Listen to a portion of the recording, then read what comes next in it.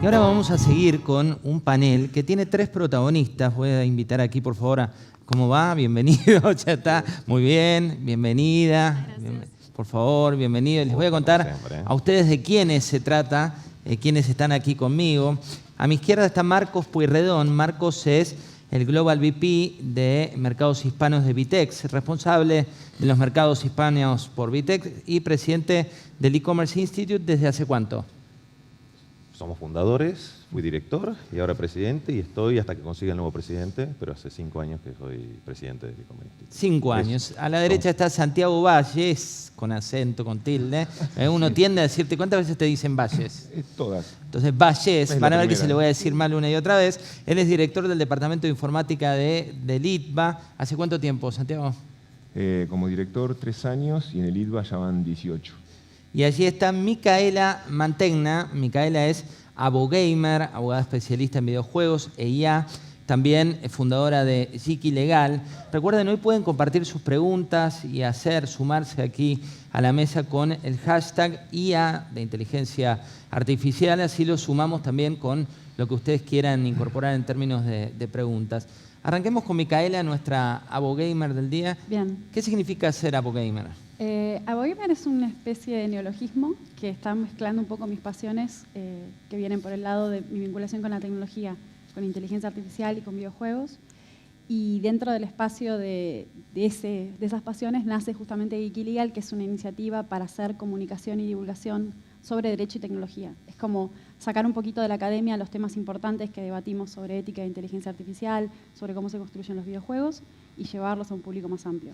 Un poco cuando pensamos este panel tenía que ver con 3 referentes de mundos distintos, ¿no? El mundo de las empresas, el mundo de la academia y el mundo también jurídico, que en términos de aristas y de darle más completitud a la inteligencia artificial es muy importante. Santiago, cuando hablamos de inteligencia artificial en términos de mercado laboral, ¿qué significa? Hoy es pleno empleo directamente, es más, la demanda es muchísimo más grande que la oferta. Nosotros lo vemos desde la academia, ya antes de que se ponga en boga inteligencia artificial teníamos esa capacidad de pleno empleo, y ahora con esto mucho más, así que desde ese lado estamos muy contentos, digamos. Hay una idea de lo lejana que es la inteligencia artificial, que es solo para genios. ¿Qué tan cierto es? Mira, una de las cosas que tratamos de hacer es divulgar, sobre todo a los chicos y a las chicas que quieren ponerse a estudiar. Imagínate un adolescente que ya le resultaba temeroso meterse en ciencia y tecnología. Nosotros tratamos de decirle, vengan, que acá genios no hay, sino que hay gente apasionada, con ganas de hacer cosas, y los tratamos de convencer que estudien en las universidades para meterse en estos temas que son hiperinteresantes. Son hiperinteresantes, tienen oferta laboral escasa y demanda laboral alta, con lo cual es algo que uno cuando piensa que estudiar siempre suma. Y nos metemos en el mundo del retail, pero el retail electrónico, me acuerdo allá lejos, ese tiempo, Revista Apertura, Bricks o Clicks. Hoy estamos en inteligencia artificial en el e-commerce. Yo creo que primero hay que desmitificar el mito, ¿no? O sea, cuando hablamos de inteligencia artificial es un paraguas que abarca muchas cosas. Yo siempre digo que básicamente lo que nos permite a nosotros es poder hacer el delivery de lo que queremos cuando queremos generar una experiencia de compra positiva. Porque cuando uno dice, bueno, tenemos que resolver algo muy complejo en forma sencilla, y lo que nos da, si queremos esos algoritmos, esas regresiones, el marketing predictivo, el BI, es poder personalizar, poder resolver todo el flujo end-to-end que tiene esa marca o ese retail cuando quiere satisfacer la demanda de cualquier tipo de consumidor. ¿Pero dónde juega la inteligencia artificial? En poder decirte, este es el producto, compraste este celular y esta es la carcasa que todos los marcos se llevaron. Que básicamente, para que todos entendamos, cuando hablamos de inteligencia artificial, es básicamente cómo sabemos el boca de urna, ahora que estamos con todo este cambio presidencial. El boca de urna, si tomás bien una muestra, le aplicas a una muestra, más o menos, Mica, ¿cuánto? 400, 500 personas de muestra bien tomada, el margen de error, que le haces una regresión, que es un cálculo matemático, es un tema de estadística, y eso te dice del 3 al 5% de error, que todos los marcos que están clusterizados, que eso es un clúster, marcos es un clúster, Porque antes, ¿qué hacíamos como retail? Yo le vendía a hombres, mujeres, mayores de, menores de. ¿Tá? De zona oeste, zona este, zona sur. Ahora lo que puedo decir es todos los marcos que compraron este iPhone se llevaron esta carcasa. Y lo más probable, que como hace Netflix, que diga, wow, está buena. La carcasa te lleva a que otros la quieran comprar, pero, Micaela, hay mucha gente y muchas empresas, pymes, medianas y grandes, que están en plena transformación digital. Y tal vez se preguntan desde el punto de vista legal y sobre todo cuando entra, como nos decían aquí, la inteligencia artificial, ¿qué puntos hay que tener en cuenta? Me parece buenísimo para conectarlo con la respuesta en relación a que estamos trabajando con datos. Entonces, es estadística un poco en esteroides, o sea, no nos apartamos de la base matemática. Entonces, la importancia de tomar bien las muestras es relevante y entender que en los procesos de transformación digital hay muchos incentivos para llegar primeros al mercado, llegar rápido, innovar con soluciones, y que en ese camino, donde por otro lado hay una regulación que no está todavía presente o que va entrando de manera lenta, los incentivos económicos pueden hacer que lleguen al mercado soluciones que no están maduras y que pueden tener un impacto muy grande en la población. Y ahí es donde entra la cuestión ética. Andrew Ng, que es un grande dentro de inteligencia artificial, tiene una regla sobre qué debemos o no debemos automatizar y que es la regla de 1 segundo. Porque lo importante, y hablando justamente, creo que es un hilo conector del panel, que es desmitificar la inteligencia artificial, cuando nosotros vemos noticias que hablan de la inteligencia artificial como magia o algo que logra tareas muy complejas, en el fondo hay que empezar a desmenuzar eso y entender que esas tareas complejas tienen un proceso de desarrollo y que no se puede aplicar a todos los sectores. Y ahí es donde entra la regulación y la ética. Ahí está también cuando se trata de desmitificar esta idea de vienen por todo, ¿no? Se han escrito infinidad de libros de los robots van a quedarse con tu puesto de trabajo. Exactamente. ¿Es así? Mirá, aventurarme en el futuro seguramente me voy a equivocar, como le pasó a muchas personas, pero lo importante es estar ahora metido en el tema y saber en cuáles de los pilares yo puedo aplicar inteligencia artificial, como dice Micaela. O sea, hoy en día tenemos esos tipos de inteligencias que se dedican a resolver un tipo de problema. Veremos en el futuro a ver si todo eso se puede juntar en un solo ente, digamos, pero hoy estamos verticales. Cada inteligencia resuelve un tema en particular. Y nada, hay que ir por eso.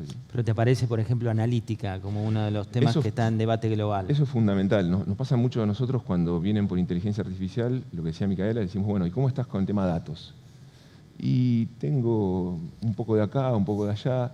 Fundamental tener buena calidad de datos y fundamental aplicarle analítica a esos datos y después arriba de eso inteligencia artificial. Igual puedo ser yo provocador, porque le dije, pedí permiso, ¿no? Siendo provocador, sí. Siendo provocador, lo que no agregue valor, esto es como la cadena de valor. O sea, hay cadena de valor, la cadena de no valor. Y hay trabajos de no valor.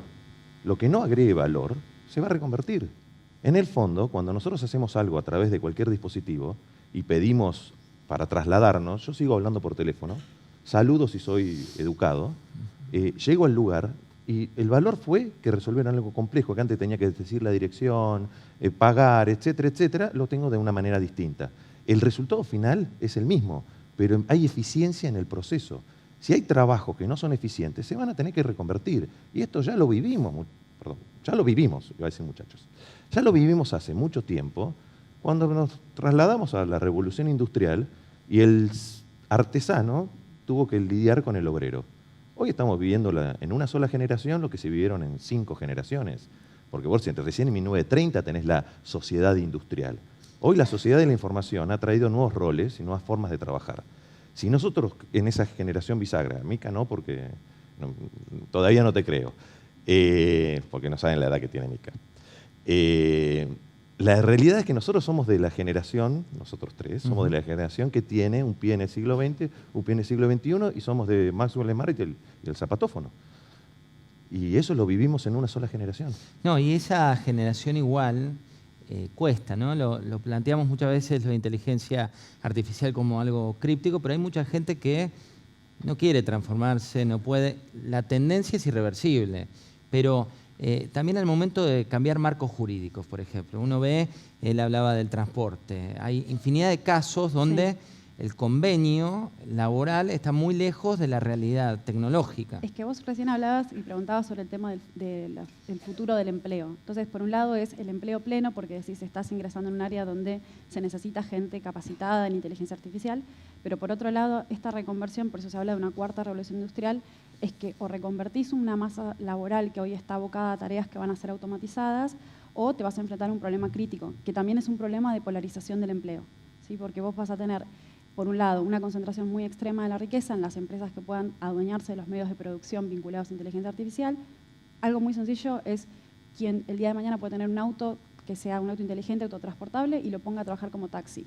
¿Sí? O sea, por un lado cambia tenés la tabla de todo. Claro, la persona que deja de trabajar, y por otro lado una persona que tiene 24/7 trabajando una máquina a su disposición. Entonces, y es algo que, como hablabas vos recién de la historia, es un proceso que la revolución industrial anterior fue un proceso mucho más largo, y esto es un proceso mucho más vertiginoso.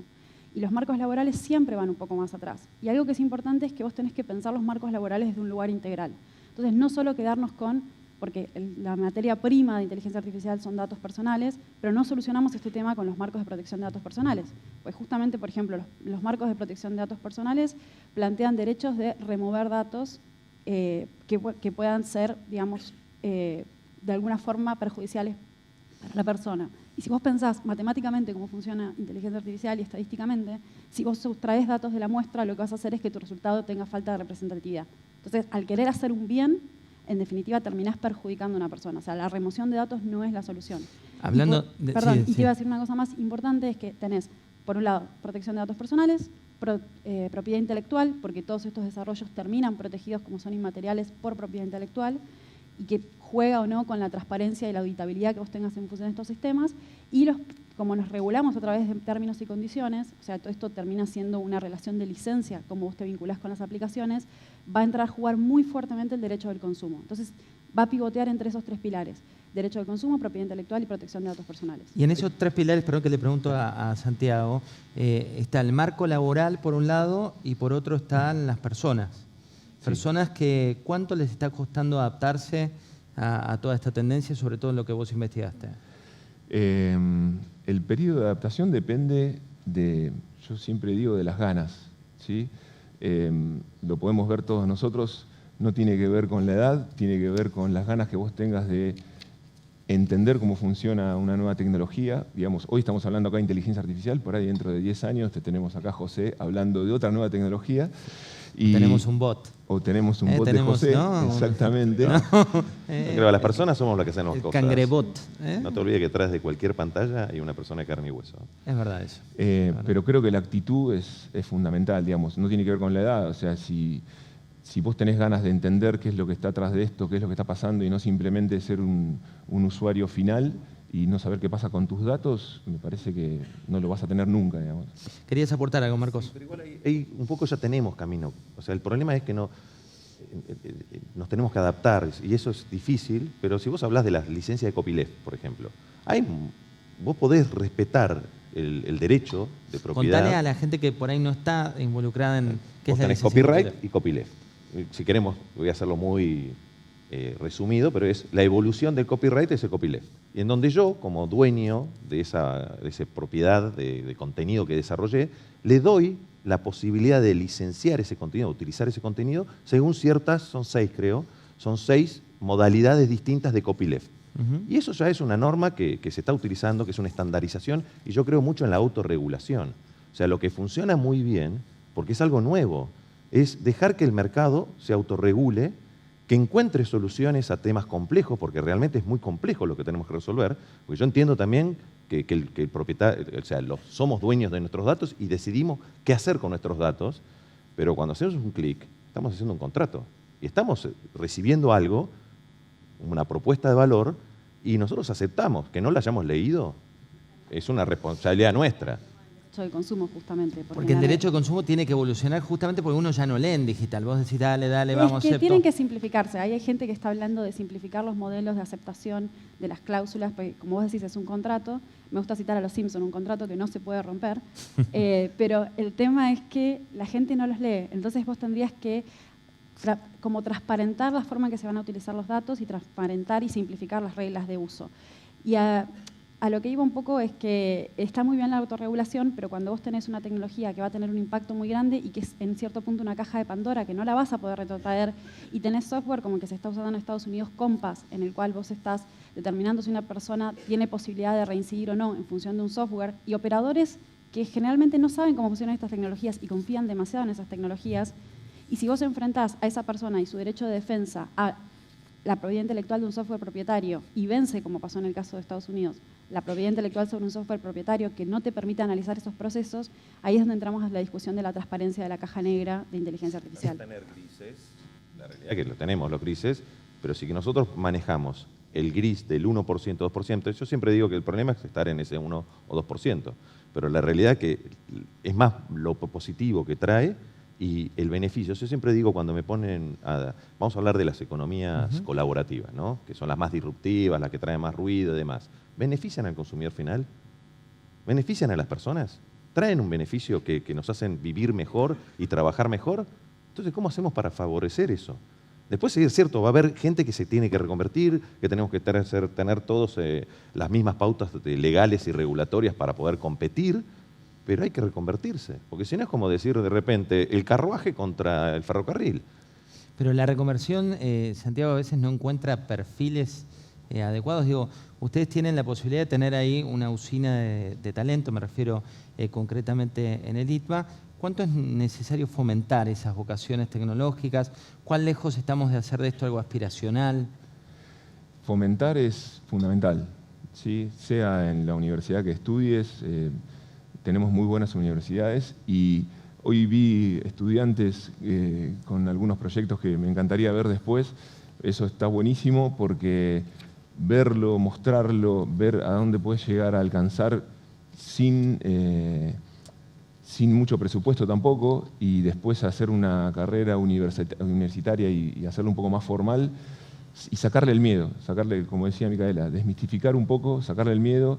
No hay genios atrás de estos, es una genialidad lo que estamos viendo, pero no hay genios. Entonces, bajarle ese mensaje a los chicos es fundamental y es el punto cuando están terminando la secundaria y es por empezar una carrera académica / profesional. Digamos. Igual, José, yo creo que como mensaje para todos es formar es mediano y largo plazo y tenemos que trabajar en eso.